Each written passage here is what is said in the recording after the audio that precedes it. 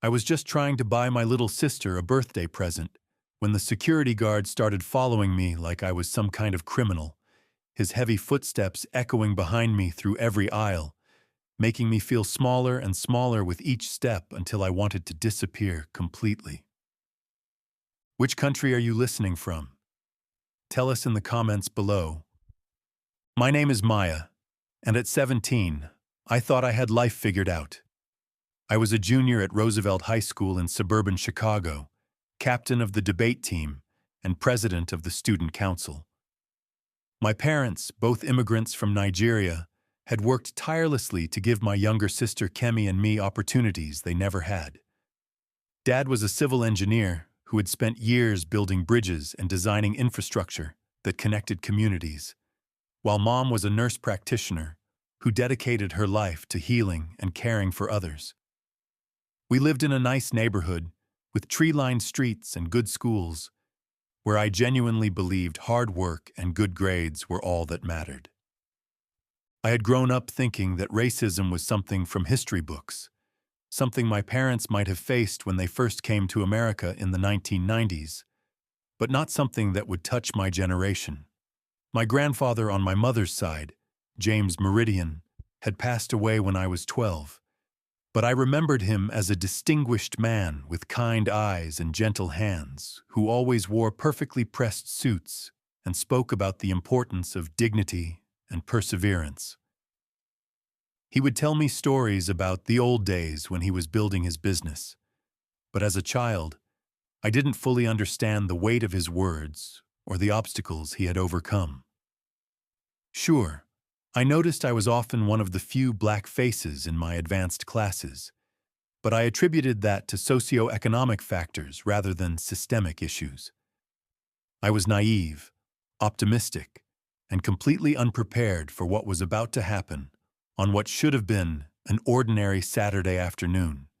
It was February 14th, 2023, and I had saved up 3 months of babysitting money to buy Kemi the art supplies she'd been wanting for her 15th birthday. She was incredibly talented, always sketching in the margins of her notebooks, and I wanted to surprise her with a professional set of colored pencils and a leather-bound sketchbook I'd seen at Meridian's, the upscale department store downtown. I remember feeling so proud of myself that morning, carefully counting the crisp bills in my wallet. $237, every penny earned through countless Friday nights watching the Peterson kids next door. I had dressed nicely for the occasion. My favorite cream-colored sweater, dark jeans, and the ankle boots Mom had bought me for Christmas. I even did my hair in a neat bun and put on the small gold earrings my grandmother had given me. I wanted to look mature and responsible, the kind of customer who belonged in a store like Meridian's. The bus ride downtown was peaceful. I spent the 40-minute journey mentally planning my purchase, imagining Kemi's face when she opened the beautifully wrapped box. The art section was on the 3rd floor, and I had called ahead to make sure they had the Prismacolor set in stock. Everything was going according to plan. Meridian's was the kind of store that smelled like expensive perfume and possibility. The marble floors gleamed under crystal chandeliers, and soft classical music played from hidden speakers. I felt a little intimidated walking through the cosmetics section on the 1st floor, past elegant women in tailored suits testing lipsticks and serums that cost more than my weekly allowance. But I held my head high and made my way to the elevator. The art supply section was beautiful, tucked away in a corner of the home goods floor with natural light streaming through tall windows.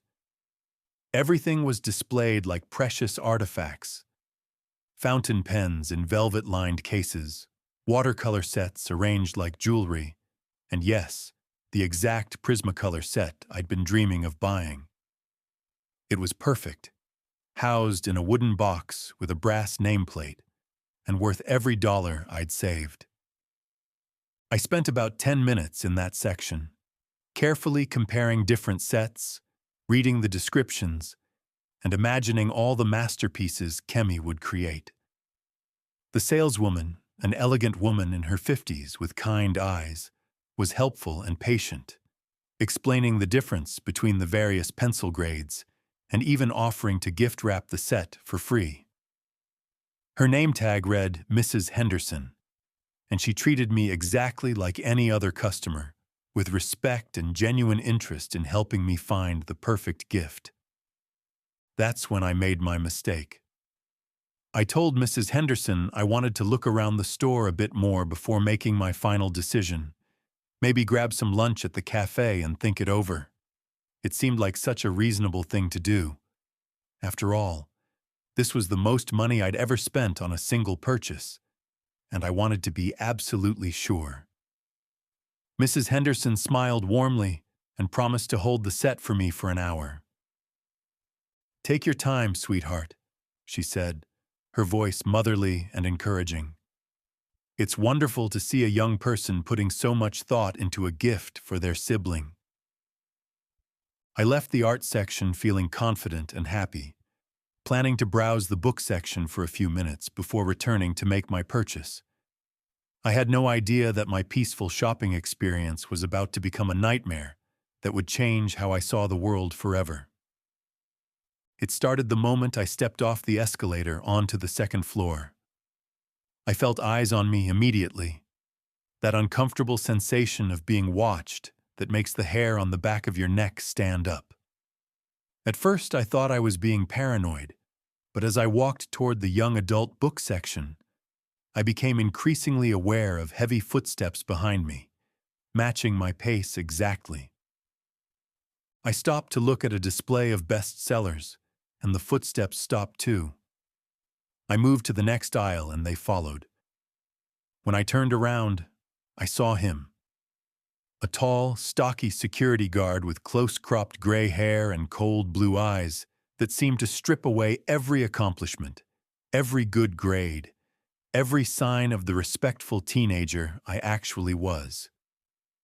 He was about 15 feet away, trying to look casual as he pretended to examine a rack of greeting cards, but his attention was laser-focused on me. My heart started beating faster. I tried to tell myself I was imagining things, that surely a professional security guard in a nice store wouldn't single out a well-dressed teenager for no reason. But as I continued browsing, he continued following, and the horrible truth began to sink in. I was being profiled. I decided to test my theory. I walked to the women's clothing section, weaving between racks of designer dresses and blazers. He followed, staying about 20 feet behind, his radio crackling occasionally with indecipherable chatter. I went to the shoe department, pretending to examine a pair of pumps. He was there, lurking by the handbags, his eyes never leaving me. I headed toward the jewelry counter, and he positioned himself near the scarves, still watching. With each step, my confidence crumbled a little more.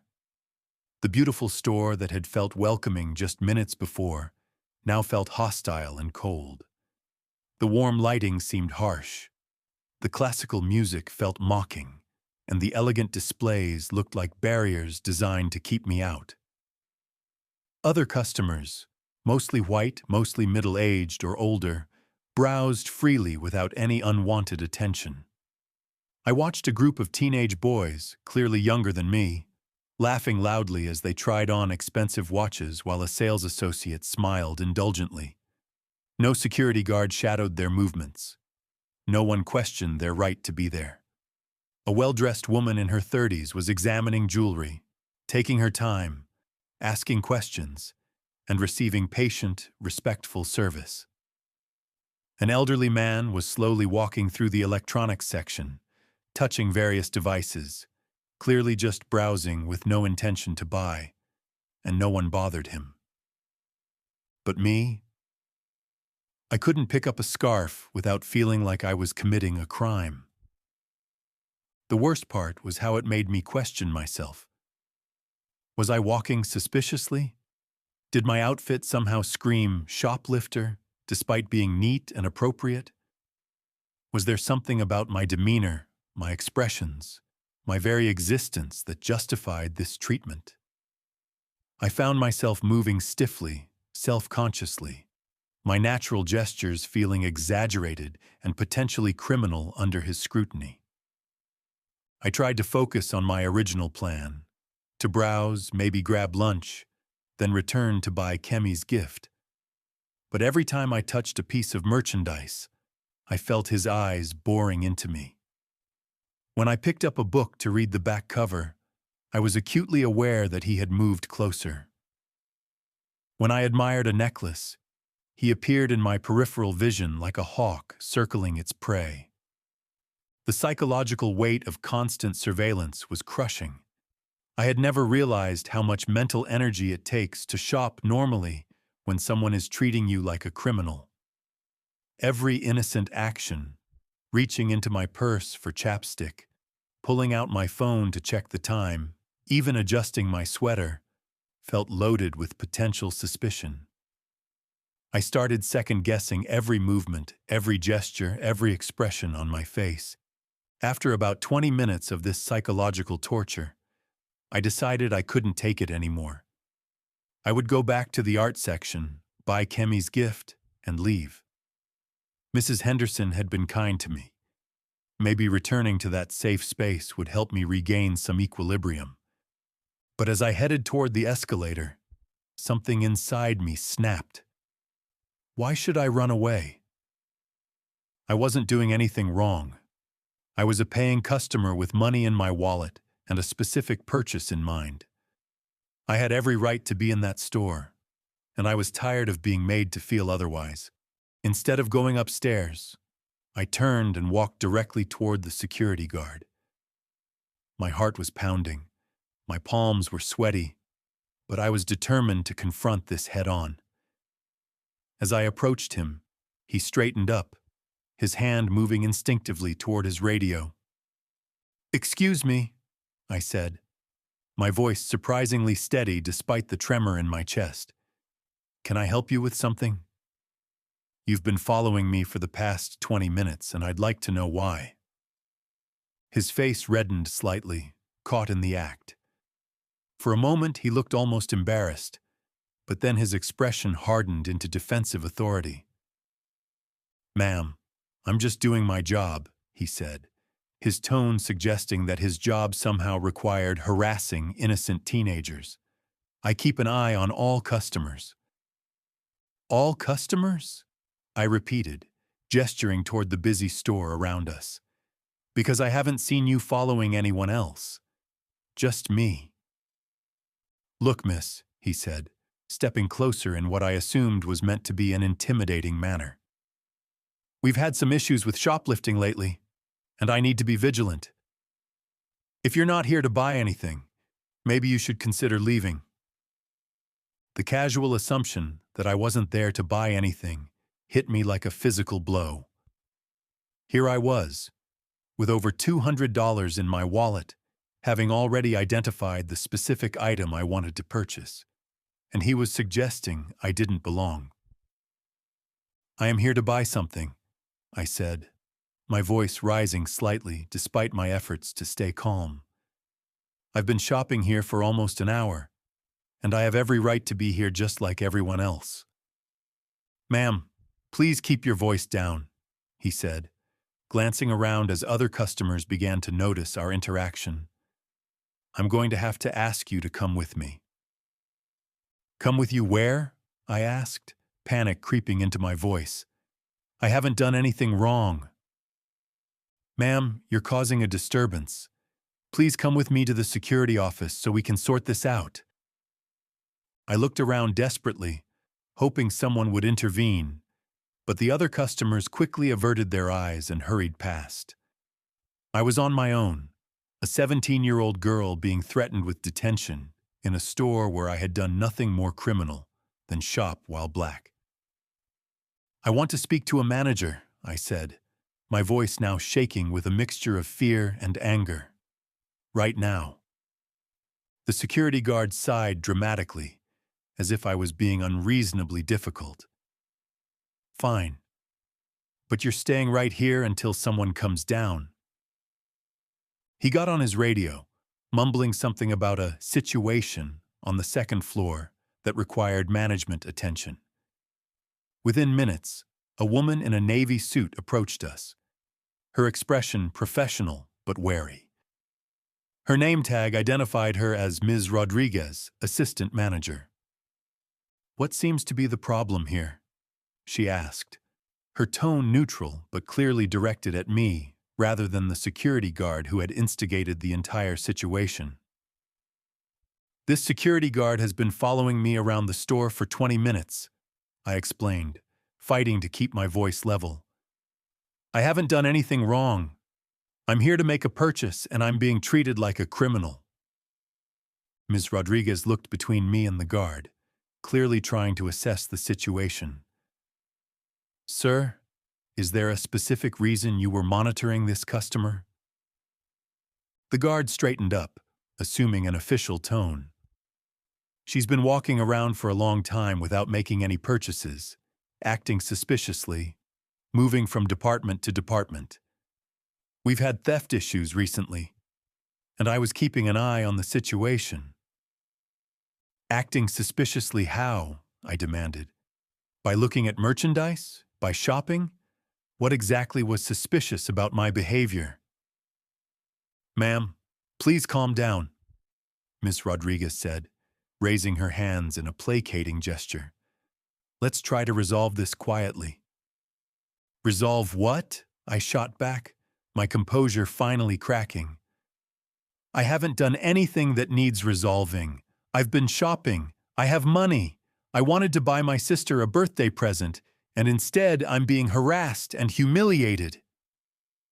By now, a small crowd had gathered, other customers pretending to shop while obviously listening to our conversation.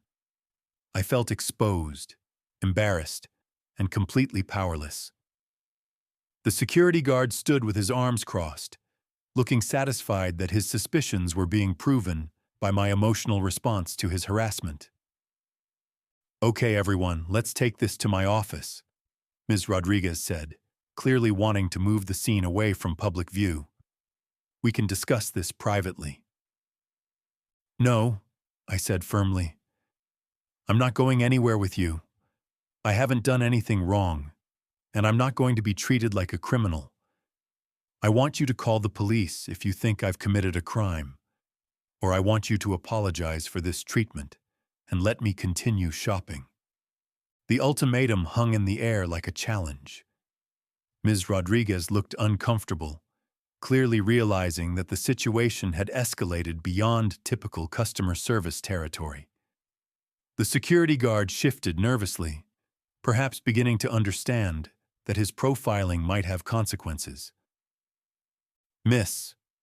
Rodriguez said carefully, "I apologize if you feel you've been treated unfairly.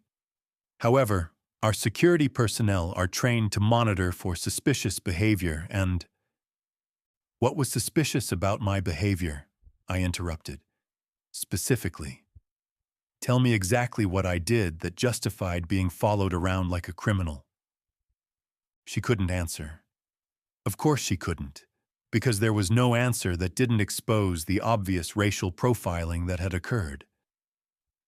That's when I heard a familiar voice behind me. "Maya? Maya Thompson?" I turned around to see Mrs. Henderson from the art department standing there with a concerned expression, still holding the Prismacolor set I had asked her to hold. Relief flooded through me at seeing a friendly face, someone who had treated me with respect and kindness just an hour earlier. "Yes, Mrs. Henderson," I said, my voice cracking slightly with the emotion I'd been trying so hard to contain. "I was coming back to buy the art set for my sister, but—" I gestured helplessly at the security guard and manager surrounding me. Mrs. Henderson's face immediately hardened as she assessed the situation. Her kind eyes swept from me to the security guard to Ms. Rodriguez, and I could see her putting the pieces together. "What exactly is going on here?" she asked, her voice carrying the authority of someone who had clearly been with the company for many years. Ma'am, this doesn't concern your department, the security guard started to say, but Mrs. Henderson cut him off with a look that could have frozen fire. This young lady is my customer, she said firmly.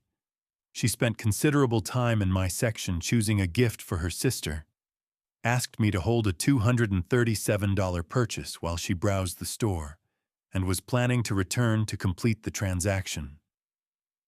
So yes, this absolutely concerns me. Ms. Rodriguez looked surprised. She was making a purchase? She is making a purchase, Mrs. Henderson corrected, emphasizing the present tense. Unless, of course, your security policies include harassing paying customers based on... She paused meaningfully, letting the implication hang in the air. The security guard's face was getting redder by the minute. I was just doing my job, monitoring suspicious behavior. Suspicious behavior? Mrs. Henderson's voice was like ice. Like what? Shopping? Looking at merchandise? Being a well-dressed, polite teenager with money to spend? She was walking around for a long time without buying anything, he said defensively. So do half the customers in this store, Mrs. Henderson shot back. I've worked here for 15 years, and I've never seen you follow around the groups of teenagers who come in here every weekend, trying on expensive clothes and leaving without buying anything. I've never seen you trail behind the customers who spend hours in electronics playing with tablets they can't afford. What made this particular customer so special that she deserved your undivided attention? The question hung in the air like an accusation. Everyone in the growing crowd of onlookers knew the answer, but no one wanted to say it out loud. Ms. Rodriguez cleared her throat uncomfortably. Mrs. Henderson, I appreciate your input, but security protocols... Don't you dare talk to me about protocols! Mrs. Henderson snapped, her professional demeanor giving way to righteous anger. I've been with this company since before you were hired. I know our actual policies, and nowhere in our employee handbook does it say to racially profile customers. There it was. The word that everyone had been dancing around, finally spoken aloud. Racial profiling, the elephant in the room that turned into a roaring lion the moment it was named. Ma'am, that's a serious accusation, Ms. Rodriguez said, glancing nervously at the crowd of customers who were now openly staring at our confrontation. Yes, it is, Mrs. Henderson agreed. And it's what happened here. This young woman did absolutely nothing to warrant being followed around the store like a criminal. Nothing except shop while black. I felt tears prick my eyes, not from sadness but from the overwhelming relief of having someone in authority validate what I had experienced. For the past hour, I had been made to feel like I was crazy, like I was imagining things or being overly sensitive. But Mrs. Henderson saw it clearly, called it what it was, and wasn't afraid to stand up for what was right. The security guard opened his mouth to protest, but Mrs. Henderson wasn't finished. I want to know, she continued, her voice rising with each word, how many other young black customers have been subjected to this treatment? How many talented, accomplished kids like Maya have walked out of this store feeling humiliated and unwelcome because of your security protocols? Ms. Rodriguez was clearly in over her head. This had escalated far beyond a simple customer service issue, and she seemed to realize that her response could have serious consequences for the store's reputation and potentially their legal standing. Mrs. Henderson, please, let's discuss this privately, she began, but I found my voice again. No, I said, stepping forward. I'm tired of discussing this privately. I'm tired of being quiet about racism and discrimination because it makes other people uncomfortable. Everyone here saw what happened.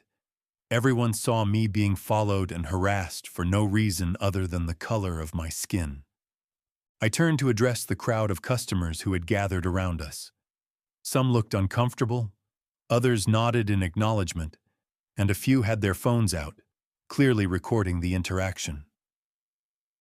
"My name is Maya Thompson," I said, my voice growing stronger with each word. "I'm 17 years old. I'm the student council president at Roosevelt High School. I have a 4.2 GPA.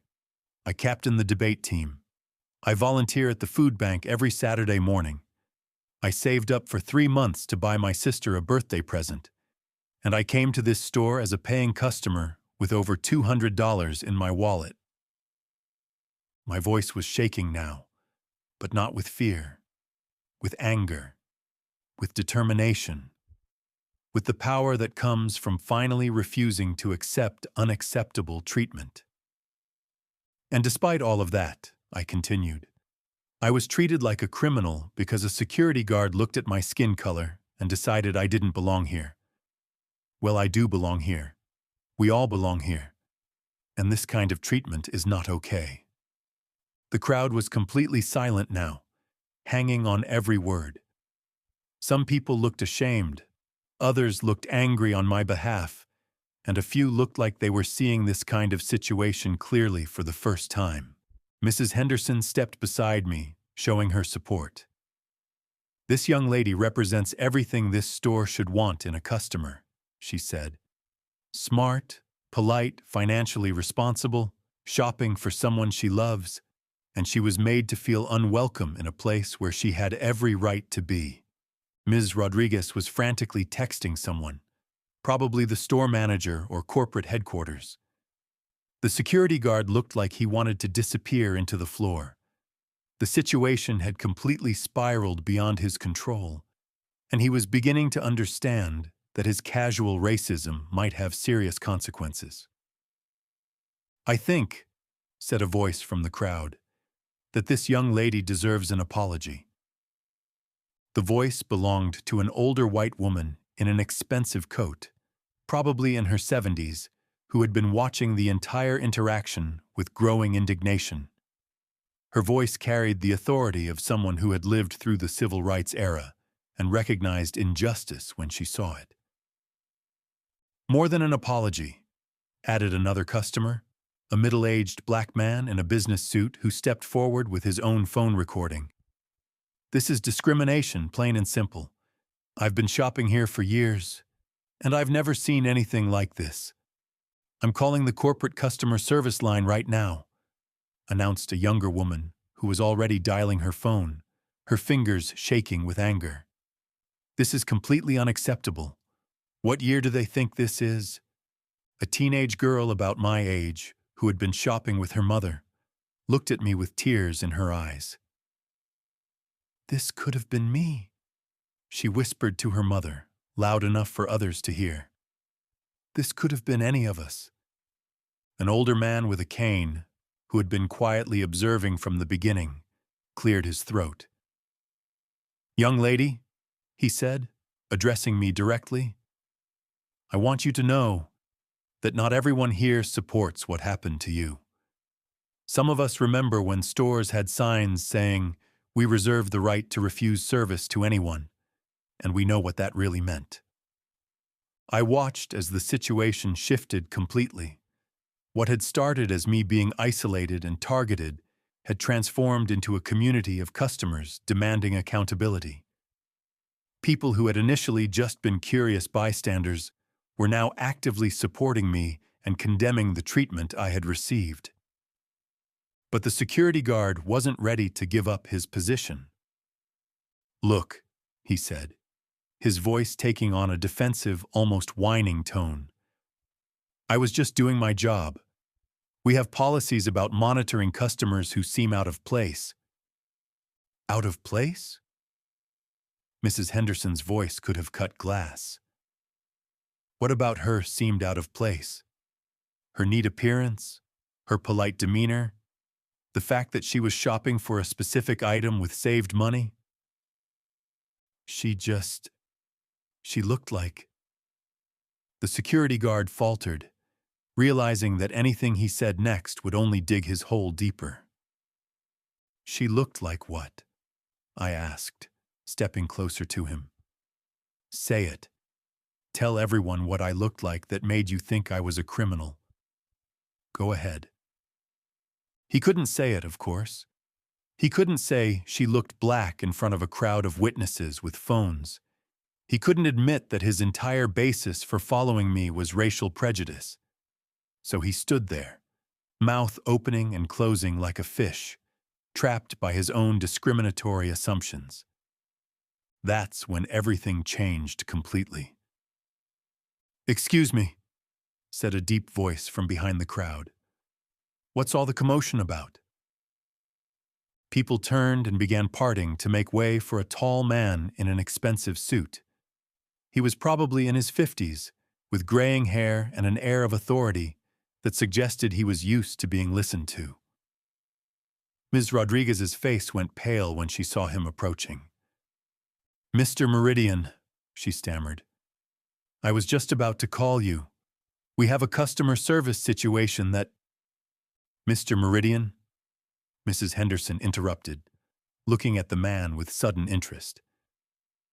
"Did you say Meridian?" "Yes," the man replied, his attention still focused on trying to understand what was happening. "I'm Robert Meridian, the store owner. I was upstairs in my office when I heard there was some kind of incident on the sales floor." Mrs. Henderson turned to look at me with an expression I couldn't quite read. "Maya," she said slowly, "what did you say your last name was?" "Thompson," I replied, confused by the strange look on her face. "Thompson," she repeated thoughtfully. "Maya Thompson, not Maya." She paused, studying my face carefully. "Not Maya Meridian Thompson?" My heart stopped. "How do you know my hyphenated name?" Mrs. Henderson's face broke into a smile that was part wonder, part vindication. "Mr. Meridian," she said, turning to the store owner, "I'd like you to meet Maya Meridian Thompson." The man's eyes widened as he really looked at me for the first time. I saw the moment recognition dawned. The moment he saw past my skin color to the familiar features I had inherited from my paternal grandfather. "Meridian Thompson," he repeated slowly. Are you related to James Meridian?" My voice was barely a whisper. He was my grandfather. The silence that followed my words was deafening. Mr. Robert Meridian stared at me like he was seeing a ghost, his face cycling through disbelief, recognition, and something that might have been shame. "James Meridian was your grandfather?" he said, his voice cracking slightly. "Yes," I said, standing taller. "James Meridian was my mother's father. He died when I was 12, but I remember him well." Mr. Meridian's face had gone completely pale. He looked around at the crowd of customers, the security guard who had harassed me, the manager who had failed to intervene appropriately, and Mrs. Henderson, who was watching this revelation unfold with satisfaction. "James Meridian," he said, almost to himself, "was my business partner. He co-founded this store with my father in 1967. The gasps from the crowd were audible. Mrs. Henderson nodded knowingly. Clearly she had suspected something when she heard my name, probably remembering stories from the store's early days. "Your grandfather," Mr. Meridian continued, his voice growing stronger but also more emotional, "was one of the most brilliant business minds I've ever known. When my father started this store, it was James who suggested the upscale approach, the customer service standards, the community involvement that made Meridian successful." I felt tears pricking my eyes as I remembered my grandfather, the quiet, dignified man who had always been so proud of his business accomplishments, but had never boasted about them. He had told me stories about the early days of the store, about fighting for respect in a business world that didn't always welcome black entrepreneurs, about building something lasting and meaningful. He was also, Mr. Meridian said, his voice now carrying a weight of regret, one of the most principled men I've ever met. He believed that every customer deserved respect, regardless of their background or appearance. He would be absolutely horrified by what happened here today. The security guard looked like he wanted to disappear completely. Ms. Rodriguez was frantically taking notes, probably already composing the incident report that would have to go to corporate headquarters. "Maya," Mr. Meridian said, stepping closer to me, "I owe you an apology that goes far beyond what happened today. I owe you an apology for allowing the standards your grandfather helped establish to deteriorate to the point where his granddaughter could be treated this way in his own store." "Our store," I corrected quietly, remembering something my grandfather had told me years ago. Mr. Meridian nodded slowly. "Our store. James never sold his share when my father bought him out. He kept 20% ownership and passed it down through your mother's family. You're not just a customer here, Maya. You're a part owner of this company." The revelation hit like a thunderbolt. The crowd of customers looked stunned.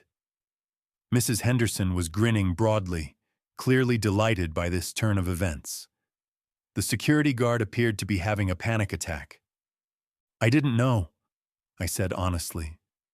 "I mean, I knew Grandpa had been in business, but I never understood the details. Mom never talked about it much." "Your mother, that would be Dr. Sarah Meridian Thompson?" Mr. Meridian asked.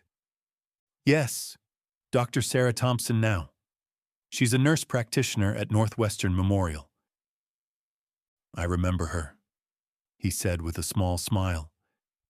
"James used to bring her to company picnics when she was about your age. Brilliant young woman, planning to go into medicine. I heard she kept her father's name as part of her professional identity." "She did," I confirmed. "She said it honored his memory and his contributions." Mr. Meridian turned to address the crowd that had gathered around us. "Ladies and gentlemen, I want to apologize for what you witnessed here today. This store was built on principles of respect, dignity, and equal treatment for all customers. What happened to Miss Meridian Thompson is a complete violation of everything this company stands for." He then turned to the security guard, his expression hardening. "You're fired. Clean out your locker and leave immediately. Your employment is terminated effective right now." The man's face went from red to white to green. "Mr. Meridian, please, You were just racially profiling a customer." Mr. Meridian cut him off. "You were harassing a 17-year-old girl whose grandfather built this store. You were destroying everything that James Meridian worked for. Get out." The security guard opened his mouth to argue, then seemed to think better of it. He unclipped his radio and name tag, dropping them on a nearby counter before walking quickly toward the exit, his head down in shame. Mr. Meridian then addressed Miss Rodriguez. "As for you, your handling of this situation was completely inadequate. A customer reported racial profiling, and instead of taking her concerns seriously, you treated her like the problem.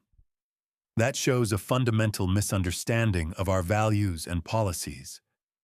"Sir, I was trying to de-escalate," she began. "You were trying to cover up," he corrected. "There will be a full review of your performance, and additional training on discrimination and customer service will be mandatory for all management staff." He turned back to me, his expression softer but still serious. "Maya, I want to make this right, but I know that's going to take more than just firing one security guard. Your grandfather's vision for this store included creating a place where everyone felt welcome and respected. Today, we failed that vision spectacularly." What my grandfather wanted, I said, my voice steady despite the emotions swirling inside me, was for people to be judged by their character, not their appearance. He wanted a business that reflected the best of what America could be. Yes, Mr. Meridian agreed. And today we showed the worst of what America too often is. Mrs. Henderson stepped forward, still holding the art set I had originally come to buy. Maya, would you still like to purchase this for your sister? I looked at the beautiful wooden box containing the colored pencils that had started this whole journey. It seemed so small now, so simple compared to everything that had happened. Yes, I said. But I'd like to make some changes to how the transaction is handled. Mr. Meridian looked curious. What kind of changes? I took a deep breath, feeling the weight of my grandfather's legacy and my own principles. I want the purchase to be handled exactly like any other customer's purchase. I don't want special treatment because of who my grandfather was or because of what happened today. I want to pay full price, follow normal procedures, and be treated with the basic respect that every customer deserves. But Maya, Mrs. Henderson said gently, after what you've been through. After what I've been through, I interrupted. The most important thing is proving that this store can treat all customers fairly, not just the ones with family connections. My grandfather didn't build this business to create special privileges for his family. He built it to demonstrate that excellence and integrity could succeed in American business. Mr. Meridian smiled for the first time since arriving on the scene. You're absolutely right, and you sound just like him. The transaction itself was surprisingly normal after everything that had happened. Mrs. Henderson rang up the art set with the same professional courtesy she had shown me earlier, before the harassment began. Mr. Meridian stayed to observe, not to interfere but to ensure that I was treated with the respect I should have received from the beginning. As I handed over my carefully saved money, I felt a sense of completion that went beyond simply buying a gift. I had entered this store as an invisible teenager with money to spend. I was leaving as a young woman who had stood up for herself, demanded justice, and honored her grandfather's legacy in the process. Maya, Mr. Meridian said, as Mrs. Henderson finished wrapping the art set in beautiful paper. I'd like to stay in touch with you and your family, not just because of the business connection, but because I think you have insights that could help us do better. What kind of insights? I asked, curious. The insight of someone who experiences this store as a regular customer, without the benefit of recognition or special treatment. You've shown me how far we've drifted from your grandfather's vision, and I'd like your help in getting back to it. I thought about his offer carefully. I'd be willing to help, but only if the changes are real, only if you're committed to training staff properly, creating policies that prevent discrimination, and holding people accountable when they fail to meet basic standards of respect. Agreed, he said immediately. I want you to be part of designing those policies. You've experienced firsthand what goes wrong when we fail, and you understand what your grandfather intended when we succeed. Over the following weeks, I learned more about my grandfather's role in founding Meridians than I had ever known. My mother had always been somewhat reluctant to discuss the business aspects of his life, focusing instead on his role as a loving father and grandfather. But as I got involved in helping reform the store's policies, she began sharing stories about his struggles and triumphs as a Black entrepreneur in the 1960s and 70s. He faced discrimination constantly, she told me one evening as we sat in our kitchen, reviewing the new employee training materials I was helping to develop. Banks wouldn't lend to him. Suppliers questioned his credibility. Customers sometimes demanded to speak to the real owner. But he never let any of that make him bitter or cruel. He just worked twice as hard to prove that excellence was its own answer to prejudice. Is that why you never talked much about the business side? I asked. Partly, she admitted. I wanted you and Kemi to grow up believing you could achieve anything, without carrying the weight of all the obstacles that came before. But maybe that was a mistake. Maybe understanding the struggles makes the achievements more meaningful. She was right. Learning about my grandfather's experiences and connecting them to my own experience at the store helped me understand that discrimination isn't a relic of the past. It's an ongoing challenge that requires constant vigilance and action to overcome. The changes at Meridian's were swift and comprehensive. Mr. Meridian brought in diversity and inclusion consultants to audit all their policies and procedures. Every employee, from security guards to management, was required to complete extensive training on unconscious bias and respectful customer service.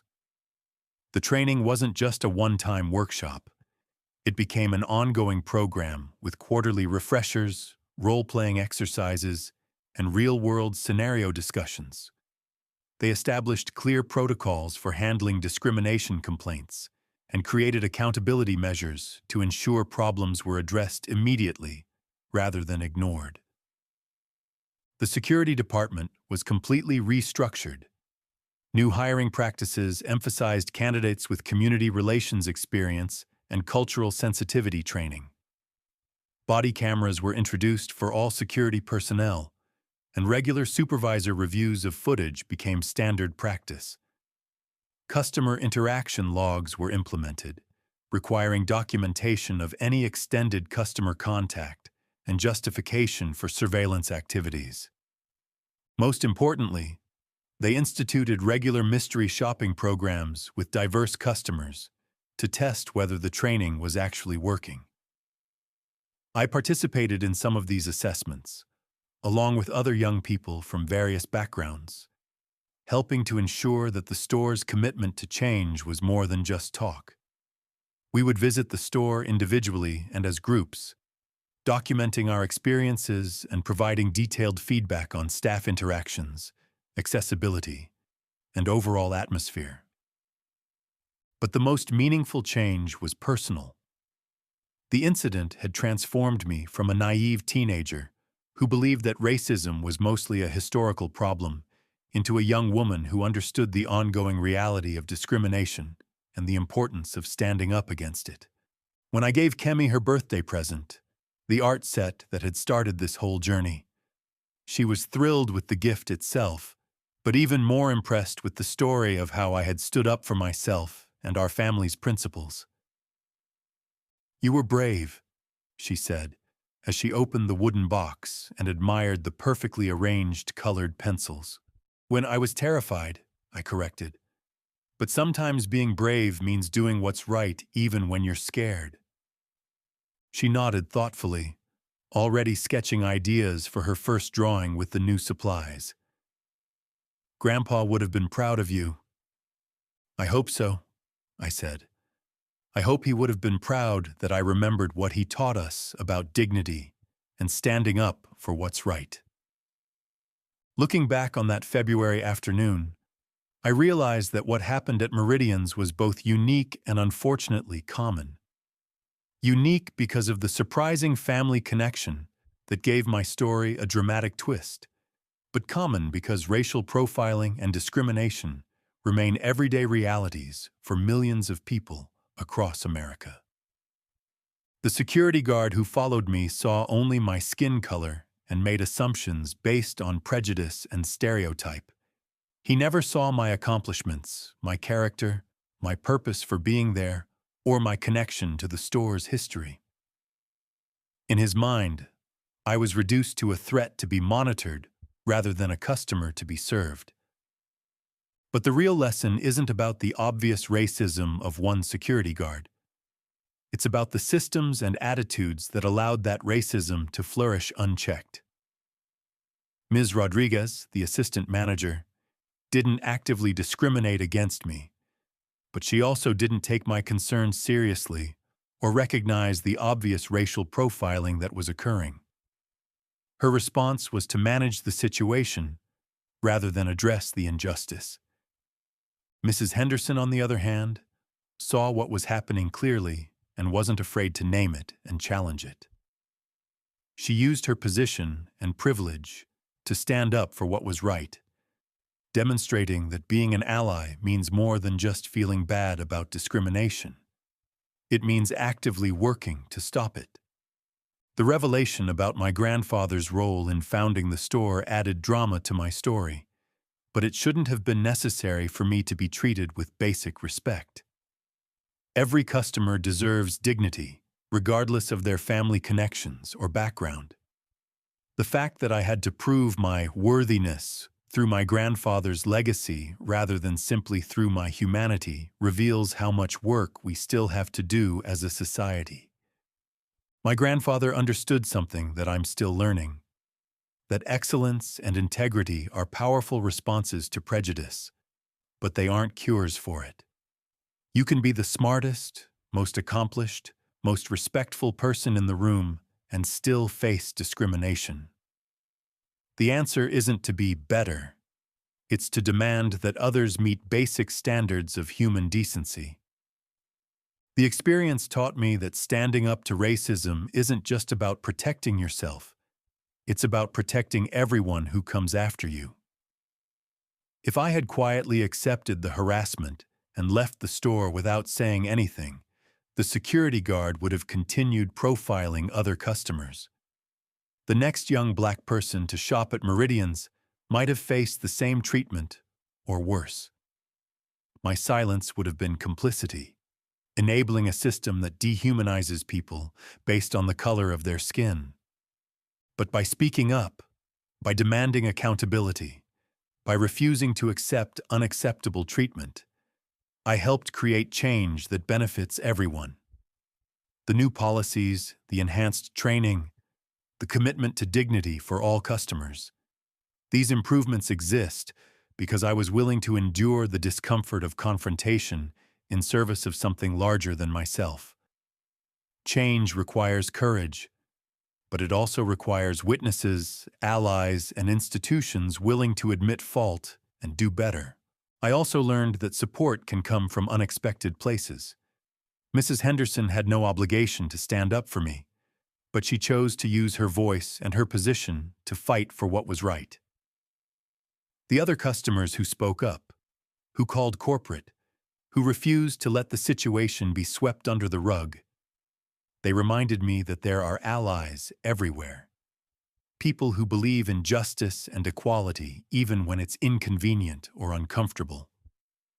Today, when I walk through Meridian's, I see the changes we've implemented. I see diverse staff members who have been properly trained on respect and inclusion. I see clear policies posted about customer rights and non-discrimination. I see the legacy of my grandfather's vision finally being fulfilled in ways he might never have imagined. But more importantly, I carry with me the knowledge that change is possible when people refuse to accept the unacceptable. Every time I speak up against injustice, every time I use my voice to amplify others who are being marginalized, every time I choose courage over comfort, I honor both my grandfather's memory and my own commitment to the America we could be. The colored pencils I bought for Kemi have created dozens of beautiful drawings. But the real gift that came from that shopping trip was the understanding that we all have the power to sketch a better world, one bold stroke at a time. We just have to be willing to pick up the pencil and start drawing, even when our hands are shaking with fear or anger or uncertainty. They judged me by my skin color, but I showed them the strength of my character. They tried to make me feel small, but I refused to shrink. They wanted me to disappear quietly, but I chose to stand tall and speak loudly for justice. They expected me to accept discrimination as inevitable, but I demanded equality as a birthright. And in the end, that made all the difference. My name is Maya Meridian Thompson, and I refuse to be invisible in a world that belongs to all of us. Every step I take honors those who walked before me, and every word I speak paves the way for those who will follow.